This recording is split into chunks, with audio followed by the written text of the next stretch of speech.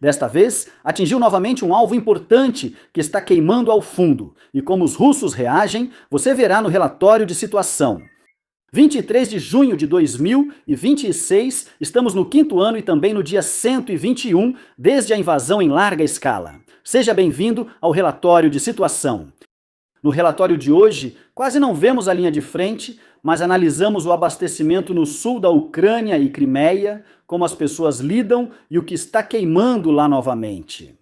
A propaganda russa agora tenta desmentir as imagens dos postos de gasolina que vimos nos últimos dias. Filas de quilômetros, grandes problemas, especialmente na Crimeia, onde não se vende mais gasolina para empresas e pessoas físicas. Uma mulher está em frente a um posto de gasolina e explica que não há problema algum, que os relatos sobre a falta de combustível, que agora afeta quase toda a Rússia, ou pelo menos o oeste russo, são apenas alarmismo exagerado. Afinal, qualquer um pode ver que aqui não há filas quilométricas por falta de combustível e que tudo está muito tranquilo.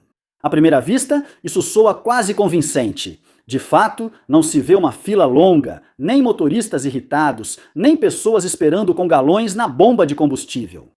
Mas se você olhar a placa de preços ao fundo, verá que todos os combustíveis estão marcados como 0 rublos.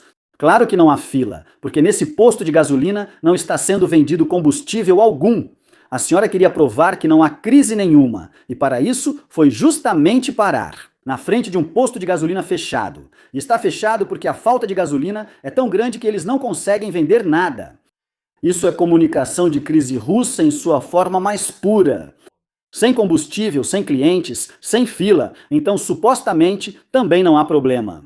É como se um reator nuclear, prestes a entrar em colapso, mostrasse valores extremamente altos e alguém dissesse: vejam só, estamos produzindo 15 mil vezes mais energia do que o normal, então não há problema. Mas, na verdade, é exatamente o contrário. Quando os postos de gasolina fecham ou colocam seus preços totalmente a zero, é claro que as filas também desaparecem.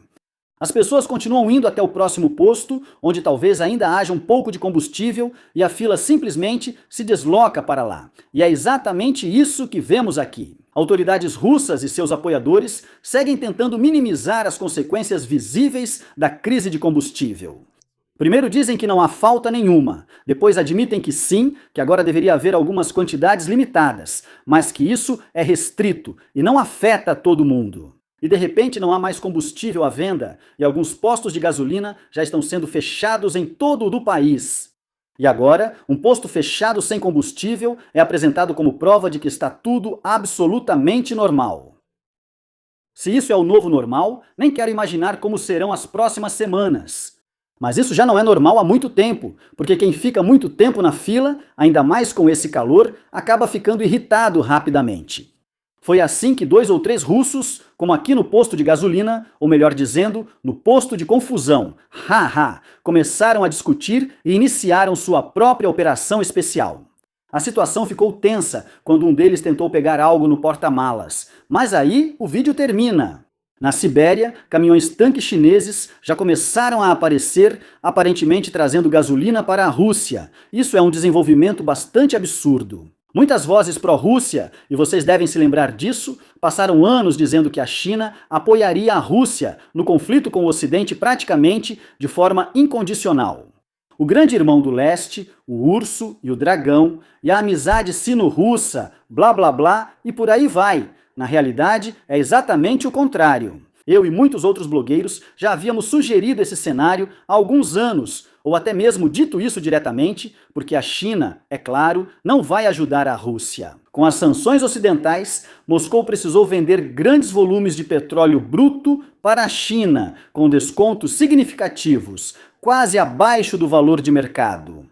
Agora, porém, o negócio mudou. A Rússia ainda vende seu petróleo barato para a China, mas depois compra gasolina e outros produtos refinados de volta por preços altos, porque o próprio processamento e distribuição do país estão sob pressão.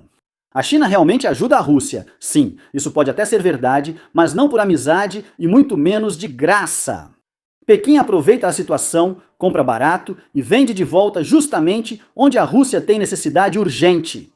Para a China, isso é um negócio muito lucrativo. Para a Rússia, a conta pela própria dependência é exatamente o que estamos vendo aqui. Da suposta parceria estratégica, cada vez mais surge uma relação simples. A Rússia fornece matérias-primas baratas e a China vende de volta produtos processados caros.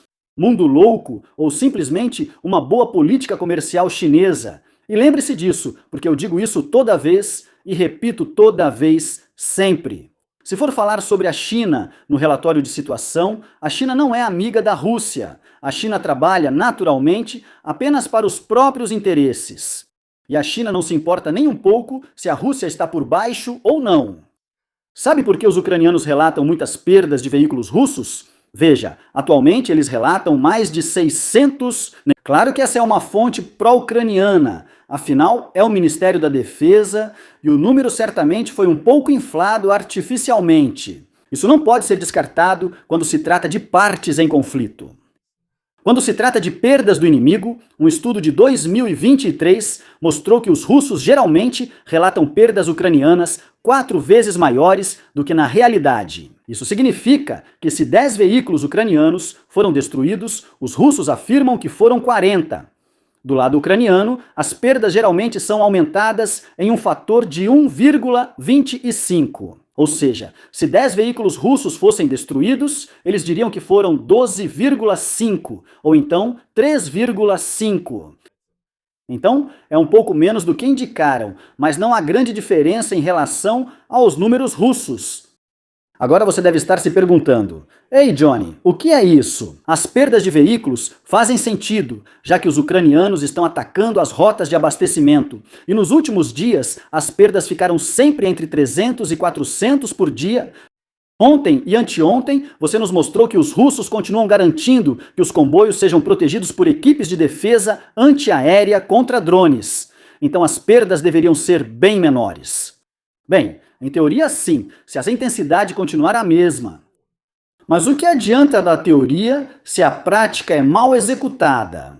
Aqui vemos, por exemplo, um drone ucraniano se aproximando de um veículo, e a unidade não só não protege o veículo, como também simplesmente foge. Não surpreende que a destruição de caminhões-tanque e veículos de suprimento siga crescendo, mesmo com equipes anti-drone os acompanhando. Como isso ocorre? Eles acompanham o veículo na estrada, aí vem o drone, eles vão para o acostamento e simplesmente fogem. É isso? Claro que isso não é a regra. Eu diria que é um caso isolado. Hoje vi vídeos mostrando russos abatendo drones. Como eu disse, isso claro que não vale para todo o trecho, mas com certeza para um ou outro veículo. A usina termoelétrica Kamysh-Borunsky está em chamas. Ao mesmo tempo, cerca de metade da Crimeia ocupada estaria agora completamente sem eletricidade, supostamente devido a um acidente na rede elétrica. Parece que foi uma colisão de alguns drones ucranianos. A administração de ocupação promete restabelecer o fornecimento em 24 horas. Estou muito curioso para ver se isso vai funcionar. Porque se ao mesmo tempo uma usina está pegando fogo e grandes partes da rede caem, não adianta simplesmente virar uma chave em algum lugar. Os cabos devem ser verificados, trechos danificados isolados e reservas conectadas. Depois, a rede deve ser estabilizada gradualmente. Talvez seja possível reconectar algumas cidades ou instalações críticas dentro de um dia. Eu não duvido disso.